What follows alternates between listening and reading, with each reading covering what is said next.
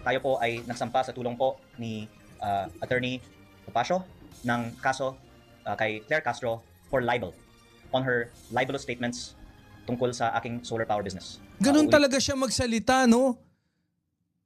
So, forward na yan ni naka fast forward kay Coach Jarrett. Naka fast forward din sa akin. Pero talagang tumitigil eh. Di ba, Boss Flaco, Ryan Quilieza, Ma'am Bengay? Ulitin ko lang po, nagsampa po ako ng Lahat ng libel kaso case ni kay Topacio. Claire Castro para sa 110 million pesos in damages plus attorney's fees.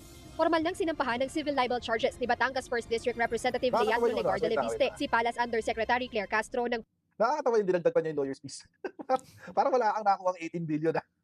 Kaya to si tawag dito, si Leviste. Oo, si Bugok. Parang wala siyang 18 billion. No? Mas ano na ngayon no? Si Coach Jarrett. Very